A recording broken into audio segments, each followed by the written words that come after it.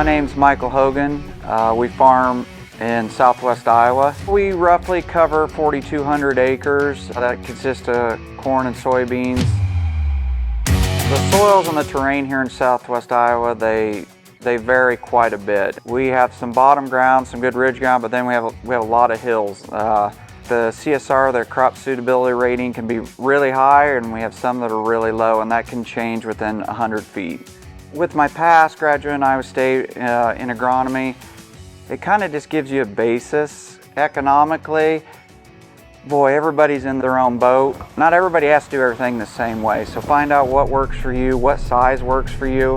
When we first started running Gleaners, really, it kind of came down to the dealer. The Hogans their harvesting equipment was all John Deere. I got acquainted with them, and we demonstrated a combine to them. They seen the value in the Gleaner combine. They saw the capacity of it, the simplicity of it. They're running a T81 combine right now. We ran it on quite a few acres, some beans and corn, so we're kind of giving it a trial. I knew it had the transmission in it, what transmission they're putting in it, so I was pretty excited to see that, and it's been everything I thought it would be and more. So, you know, there is no gears, it's infinite speeds. You got a high-low range.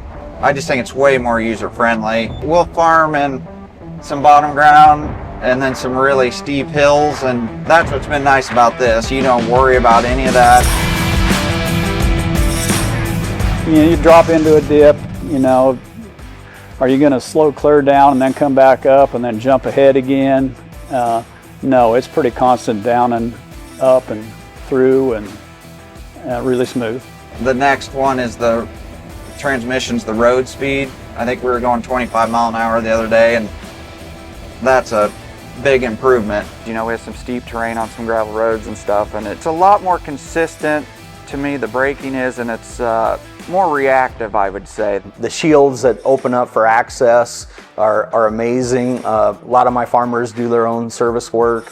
It's a lot more accessible to do some service work if you need to.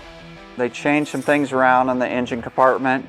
That's made it a lot better. There's a lot more room up around in there if you need to do something. Everything's there out in the open. It's not hard to get to.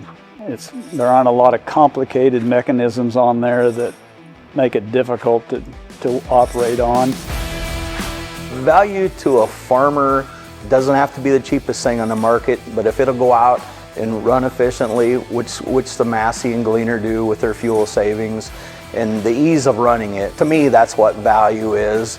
You're not paying the highest price on the market, but at the end of the day, you've got a lot done and you save money in your operation. A combine is a difficult value. You know, it's something you're going to use 30 or 40 days out of the year, and then it's parked. Do you want a machine that goes in there and does everything you need to do in a short period of time, that has an economic threshold that you can stand and still do the job?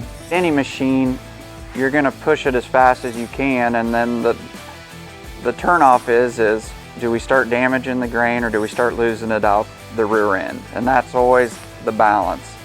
For these machines, they sure seem to find a happy medium. We can really get a clean sample, it's really nice on the grain, and we can still push them.